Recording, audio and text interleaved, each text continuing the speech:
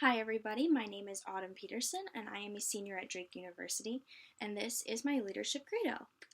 To start off, I really want to talk about something that I have worked on in not only my personal life, but my professional life as well, and something that I've learned a lot more through our leadership concentration, the pause principle. The pause principle really talks about taking time to reflect and be present in all situations. The pause principle reminds me to slow down and be present in whatever I'm doing. And something that I really work on is getting overexcited. I get really into situations and really into projects, and something for me is to take time to step back and reflect and really be present to make sure that everybody is being included, all ideas have been thoroughly fleshed out, and that I am really making sure that what I am doing is accurate, is important. This, for me, really helps with my perspective. I think perspective is a very important part of leadership, and I think that the pause principle really ensures that I am getting perspective from all points of view, not just my own and what I think to be the most important. It helps me slow down, it helps me take a breath, and really pause. The next important part of my leadership credo is vulnerability. This can be a really key factor in success of not only young leaders, but leaders of all ages. It is something that Dr. Brown, in her book, Daring Greatly, which I will talk about later, really gets into depth about. I feel that I am very strong when it comes to vulnerability because it is something that I personally value from leaders that I look up to. I look up to leaders, and especially women leaders, such as Michelle Obama and Oprah, that really have demonstrated the art of vulnerability. Being vulnerable can set the standard so that people who are followers and other leaders alike can also embrace the aspect and the culture of being vulnerable. Being vulnerable can look different for different people. For men and women, it is very different, and for people that are older and people that are younger, it is different as well. I think being vulnerable is something that I work on every day, and making sure that that transparency aspect when it comes to vulnerability is really there as well. I think transparency, vulnerability, and honesty are all three together combined some of the most important factors of being a leader. It ensures that your followers and other leaders that you're working with trust you. It lets people know that you're not afraid to let them know what's going on, and that everybody has an equal say and an equal understanding in the project, the goal, or the organization. And that's super, super important for me to be successful. The next part of my credo that I'll be talking about is the 5 practices of exemplary student leadership. The 5 practices of exemplary student leadership are model the way, inspire a shared vision, challenge the process, enable others to act, and encourage the heart. I definitely feel that I am very strong when it comes to challenging the process, enabling others to act, and encouraging the heart. These are 3 things that I feel my personality really allows me to be successful with. These 3 I feel I am the most successful in. Challenging the process is easy for me because I'm always looking for new ways to expand my horizons, push the group to be most successful, and also looking for different out-of-the-box ways to solve the problem. I love enabling others to act because I love that feeling of team collaboration. I want everybody to feel as excited, as empowered as I do, and that is how I enable others to act. I also encourage the heart by making sure that everybody feels heard and everybody feels equal and everybody makes sure that they're on the same page. I can really continue to work on modeling the way and inspiring a shared vision because these are 2 of my weaker points in the exemplary student leadership practices. I feel that when I'm modeling the way, I can work on that by holding myself to a higher standard and making it known that that high standard should be something that everybody aspires to. If I have those standards for myself and I hold myself accountable for those standards, then I have every right to hold everybody else accountable to the same standards that I hold myself to. I can inspire a shared vision by making sure that in the beginning of the process, when we're setting a goal as a team, we can really make sure that everybody's voice is heard. Making sure that everybody has the ability to voice whatever they feel needs to be done and collaborate as a team and have that compromise and that collective goal is really an important way that I can work on bettering myself to inspire a shared vision. Another important aspect of my leadership credo is Kellerman's types of followers. To me, this was very interesting to learn about because I didn't really know a ton about followership when I first began my journey through the leadership program.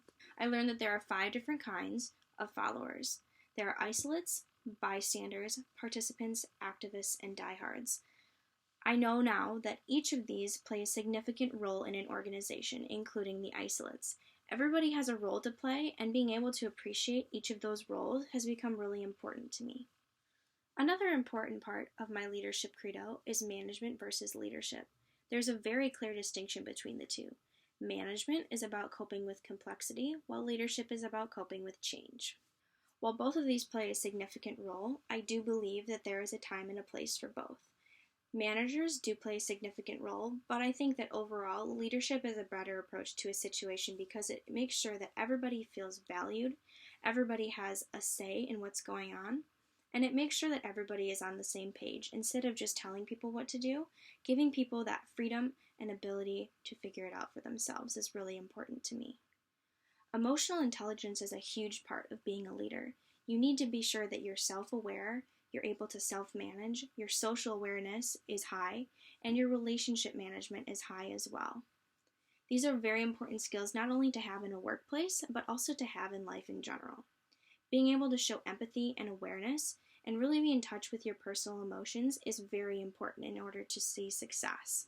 Having control over these as well is something that can lead to even greater success, rather than being at the mercy of whatever emotion you're feeling in that moment, whether that be anger, happiness, sadness, or anything in between. Emotional intelligence is something that I sometimes struggle with myself. Sometimes I can let my emotions get the better of me, especially in situations that are super extreme.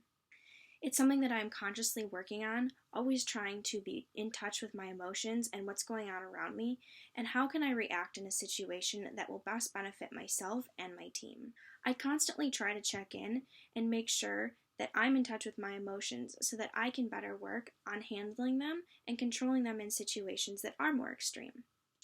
I do this by journaling, writing reflections, asking for feedback, which is also a very critical part of being a leader, is not only providing feedback, but getting feedback on your style as well. Getting feedback is very important to me. It is something that allows me to grow as a leader and also figure out where my weak points are from my followers' perspectives. A BHAG is the next part of my leadership credo. What is a BHAG? This is something that was very new to me when I joined the leadership program. A BHAG is a big, hairy, audacious goal. While some people might say, why would you call it that and not just say a goal? I think having this fun name really inspires me to create something that is big and scary and something that will set my standards and my limits and expectations extremely high. Having a big, hairy, audacious goal allows me to set my expectations so high. I can achieve whatever I set my mind to, and having something like this called a big, hairy, audacious goal makes it fun and makes me want to aim even higher. An important part of a BHAG and of leadership in general is the 90-10 principle. To me, the 90-10 rule means that 90% of the things you can change your attitude about something, and 10% of the time, those things are out of your control. 90% of the time, choosing to see the good and the positive of a situation can actually change the outcome. The 10% of the time where things are out of your control, you need to learn to accept those things. This is something that I am constantly working on, is seeing the positive in everything that I do. I know that those 10% of times when things I can't change happen, I just learn to let it roll off my back and accept it that it is what it is. Moving on to strategic leadership. This is another important part of who I am as a leader. There are 4 different ways that you can strategically lead: coach, delegate, relate, and instruct. I personally think that I relate and delegate. I believe that people have the power to accomplish things on their own and don't need hand-holding. This past year, I had the amazing opportunity to take what is called a DISC assessment. This is a personality assessment that really assesses your style of leadership and goes into great detail about your strengths and weaknesses. This was an amazing, eye-opening opportunity because it told me plain and simple where my failures were, where my weaknesses were, and where my strengths and my positive attributes were. It showed me how I can be more successful and tips and tricks to get there. It also showed me things that I'm already really good at, things that I'm successful in, and ways that I can be even more successful in what I'm already doing. My DISC ID was actually in the middle of two different quadrants. I was considered an ID. This means that I am in between influence and dominance. Some attributes about myself that came with influence and dominance are commanding, pioneering, and energizing. I think that these accurately describe me because I've been told that I'm like the Energizer Bunny. I light up any room that I come into, and I make everybody feel like they can accomplish anything that they set their mind to. I'm pioneering because I'm not afraid to take risks. I'm not afraid to look at a big, hairy, audacious goal or big idea and say, we can do it. It might take a lot, but we can get there. Let's take a risk and let's go after it. I'm commanding because I know what I want and I'm not afraid to go after it. And I empower others around me to feel the same way. Some weaknesses that the DISC assessment pointed out was that I need to be more patient. This is something that I 100% agree with. Sometimes I can get very overeager or not be patient enough to wait for results. Being patient is a very important aspect of being a leader and something that I constantly try and work on. I test my patience by putting myself in situations where I know that patience is required and know that that's an expectation I have to live up to. Having that expectation of patience allows me to push myself and challenge myself to work on something that I'm not strong in. Because I like to take risks, sometimes people are not able to follow along as clearly as I would like them to. This just means that I need to work on creating a more concrete plan after committing to a risk and making sure that everybody around me is on the same page that I am. The last portion of my leadership credo was actually a book by Dr. Brown. It's called Daring Greatly. An important quote that I took away from the Daring Greatly book was, "A daring greatly culture is a culture of honest, constructive, and engaged feedback." To me, this was really important because it really highlighted everything that the book talked about, a culture of honesty and constructive and engaged feedback. Like I mentioned earlier, feedback is something that I truly value. I think it helps an organization and a leader be very successful by both providing and receiving feedback. Without feedback, you only have a small idea of where your strengths and weaknesses may be. But with that honest and engaged feedback, you're able to grow as a leader and help your followers grow as well. Dr. Brown really drives home how vulnerability plays a role in feedback. Being able to set that standard and create that culture where people can provide feedback where it may be a little harsh or maybe something unexpected is so important because it only helps a leader and an organization grow. Without it, it can actually hinder and lead the organization into failure. To me, being a leader is a very important role. It's something that I strive to work on every single day and always learn more about so that I can be more efficient, help my team become better, help myself become better, and make an impact and a difference in organizations and people's lives. Being a leader is a huge responsibility and something that is not to be taken for granted or be taken lightly.